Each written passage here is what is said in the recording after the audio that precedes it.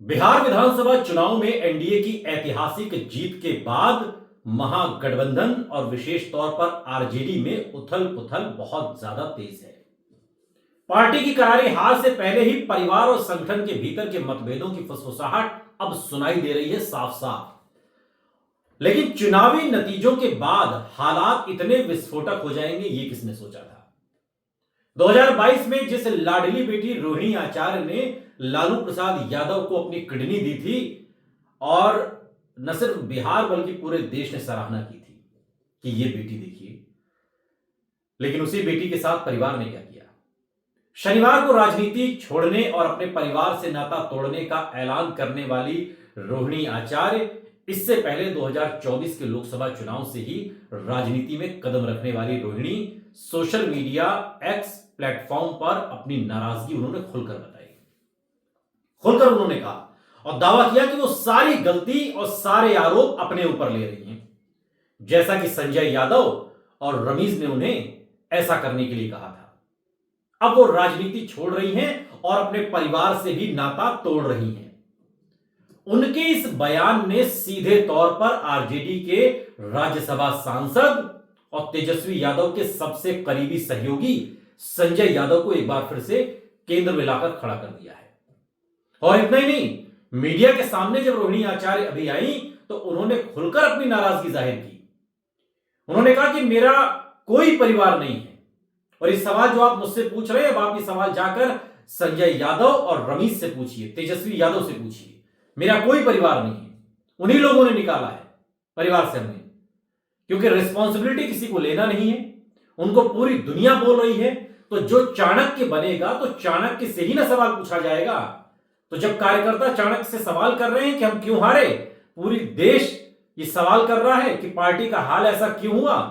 अब जब संजय यादव और रमीज का नाम ले लो तो आपको घर से निकाल दिया जाएगा, आपको बदनाम किया जाएगा, आपको गाली दिलवाया जाएगा और इसके बाद रोहिणी ने कहा कि आपके ऊपर चप्पल उठाकर मारा जाएगा। सवाल यह कि रोहिणी को चप्पल से किसने मारा और किसके इशारे पर मारा। क्या संजय यादव आरजेडी के अंदर इतने ताकतवर हो गए हैं कि उनके आगे अब किसी की नहीं चल रही? न लालू प्रसाद यादव की चल रही है, न राबड़ी देवी की चल रही है। तेज प्रताप यादव को बाहर निकाल दिया पार्टी से, उन्होंने अपनी पार्टी बना ली, बेचारे चुनाव भी हारे। रोहिणी आचार्य पहले भी सबको एक्स से अनफॉलो करके चली गई थी विदेश अपने परिवार के पास, लेकिन चुनाव में फिर लौटी। लेकिन उस बेटी के साथ भी क्या किया आरजेडी ने, परिवार ने। समझ में नहीं आता कि संजय यादव ने आखिर तेजस्वी यादव की ऐसी कौन सी कमजोर नस दबा रखी है कि तेजस्वी यादव को कुछ सूझे नहीं सूझ रहा है। संजय यादव के लिए चुनाव हारने के बाद भी तेजस्वी अपने परिवार को एक करके बाहर निकाल रहे हैं, लेकिन संजय यादव पर आंच ना आने पाए।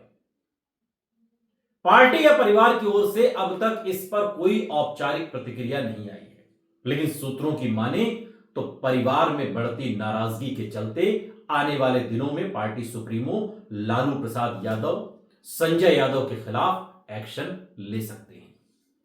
दरअसल लालू प्रसाद यादव के दो सदस्य तेज प्रताप यादव और रोहिणी संजय यादव को लेकर खुलकर अपनी नाराजगी जाहिर कर चुके हैं।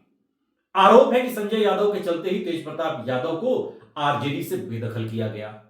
तेज प्रताप यादव खुले तौर पर संजय यादव को इसके लिए जिम्मेदार मानते हैं और जयचंद कहते हैं, और कई मौकों पर उन्होंने जयचंद कहकर संजय यादव पर निशाना साधा। अब जब रोहिणी आचार्य भी इसी सुर में बोलती हुई दिखाई दे रही हैं, इससे पहले भी रोहिणी आचार्य ने तेजस्वी की बिहार अधिकार यात्रा की बस में फ्रंट सीट पर संजय यादव के बैठने पर आपत्ति जताई थी। और यही वजह है कि अब सवाल उठ रहा है कि आखिर ये संजय यादव भाई कौन है, कौन है जिनको लेकर लालू परिवार के भीतर इतना बड़ा बवाल मचा है। कौन है ये संजय यादव? संजय यादव बिहार के नहीं हैं, संजय यादव हरियाणा के हैं। मूल रूप से हरियाणा के महेंद्रगढ़ के रहने वाले संजय यादव, पढ़ाई लिखाई में बेहद तेज माने जाने वाले संजय ने कंप्यूटर साइंस में एमएससी की, उसके बाद एमबीए किया। मैनेजमेंट, डेटा एनालिसिस और रणनीति बनाने में उनकी पकड़ बहुत मजबूत मानी जाती है। और राजनीति में आने से पहले वो एक प्राइवेट कंपनी में काम भी करते थे और उनकी भाषा में हरियाणवी की झलक साफ तौर पर दिखाई देती है, लेकिन बिहार की राजनीति में उनका दखल और प्रभाव आज की तारीख में आरजेडी के अंदर किसी दिग्गज से कम नहीं है। बड़े बड़े दिग्गज तो साइडलाइन हो गए। जानकारी के मुताबिक संजय यादव और तेजस्वी की दोस्ती बहुत पुरानी है। दोनों की पहली मुलाकात दिल्ली में हुई थी। कहा तो यह भी जाता है कि दोनों पहले साथ में क्रिकेट भी खेला करते थे और फिर साल 2012 से संजय यादव की धीरे धीरे आरजेडी में सक्रियता बढ़ती गई, क्योंकि तभी से तेजस्वी ने उनसे राजनीतिक मामलों पर सलाह लेनी शुरू की और जब से सलाह लेनी शुरू की उसके बाद से संजय यादव ने नौकरी वोकरी छोड़ी और तेजस्वी के साथ फुल टाइम पार्टी से जुड़कर काम करने का ऑफर एक्सेप्ट कर लिया।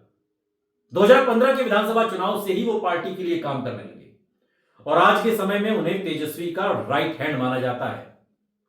अगर आपको तेजस्वी यादव तक पहुंचना है तो आपको संजय यादव से होकर गुजरना पड़ेगा। संजय यादव ने अगर उस पर स्टॉप लगा दिया तो आप तेजस्वी यादव से नहीं मिल सकते। आरजेडी ने 2024 से संजय यादव को राज्यसभा में भेजा और इस बार के विधानसभा चुनाव में भी कहते हैं संजय यादव की भूमिका बेहद अहम बताई जाती है। आरजेडी की रणनीति, आरजेडी में सीट शेयरिंग से लेकर सोशल मीडिया तक हर जगह संजय यादव की मौजूदगी महत्वपूर्ण रही।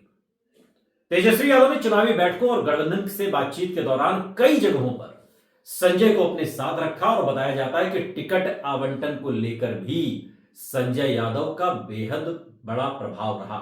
संजय यादव की मर्जी के बिना किसी को टिकट मिला नहीं है और कई फैसले उन्हीं की सलाह पर हुए हैं, जिसके बाद पार्टी के भीतर विरोध और तेज हो गया और यही वजह है कि पार्टी के कई नेता यह आरोप लगा रहे हैं कि संजय यादव की वजह से उनका टिकट कटा, संजय यादव की वजह से पार्टी चुनाव हारी। जो बात आज रोहिणी आचार्य ने जाते जाते अब ये बात उन्होंने कही है, विदेश शायद वो लौट गई हैं, लेकिन इन बातों से सूत्रों के हवाले से खबर यह भी है कि लालू प्रसाद यादव जल्दी ही आरजेडी से संजय यादव को बाहर का रास्ता दिखा सकते हैं और अगर उन्होंने बाहर का रास्ता नहीं दिखाया तो इसके बाद अगला नंबर मीसा भारती का है।